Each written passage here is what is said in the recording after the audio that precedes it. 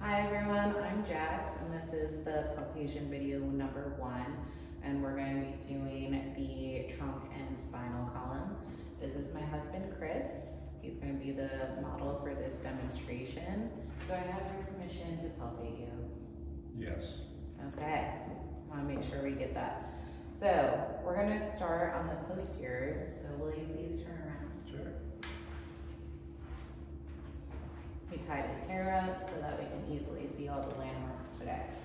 So I'm going to start by finding the occipital bone or the occiput. So you're going to palpate at the base of the skull and feel that ridge there. Okay. After that, when you can press in, that is going to be the nuchal lines or the furrow.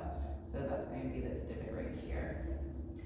Next, we're going to find the cervical spinous process, numbers 3 through 7. 1 and 2 would be your atlas and axis, which we won't really be able to palpate, but that's where your skull's attached.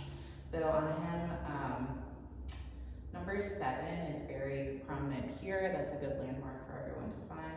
But you're going to just press in and feel each of them coming down from the occipital and palpating. You'll have like a finger width in between. And then we find 7.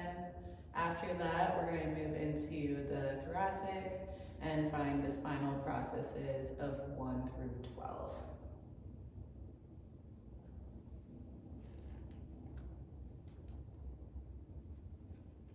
Just take your time.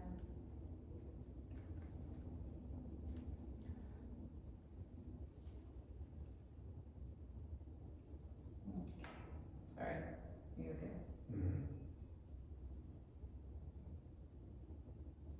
All right. And you can make sure you're in the right area because you'll feel the ribs attaching in and coming down caudally. Okay. So after that, we're going to move on to the muscles of the back. We're going to start with the erector spinae muscles, and you have 3 groups of these muscles. You're going to have the spinalis, which is going to run most medially. We have the longissimus, and then lastly the iliocostalis, which is the most lateral. So these are used for external, for extension, and then lateral flexion and ipsilateral rotation of the spine and head. So those are these big bands of muscles that come all the way up into the head and neck and trace down into the ilium. So I'm going to find his iliocrest. So it's going to be about here, and then on the same side.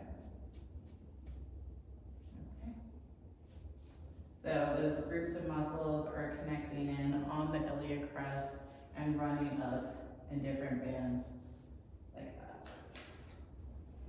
All right. So additionally, these are responsible for anterior pelvic rotation and contralateral pelvic rotation laterally. We're also going to go over the quadratus lumborum. So that's going to be basically this loin portion that extends here. So it's going to connect to the iliocrest again and onto the 12th rib. So it's this one here. This is responsible for lumbar extension, anterior and lateral pelvic rotation contralaterally, as well as anterior pelvic rotation. All right, that's it for the posterior. Can you turn around for interior?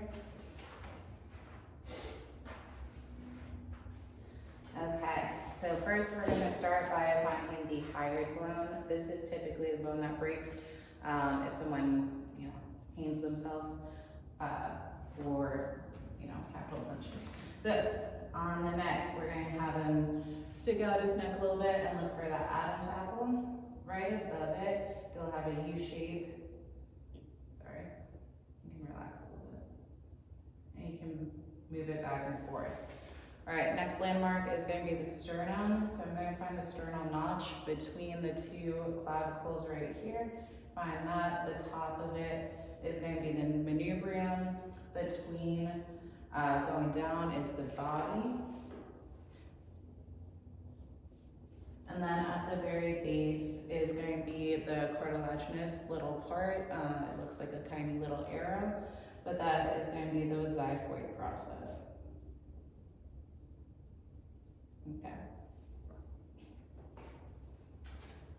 Next, we're going to do the sternocleidomastoid muscle. So if you turn your head to the side, really emphasize it, it's going to be this muscle here.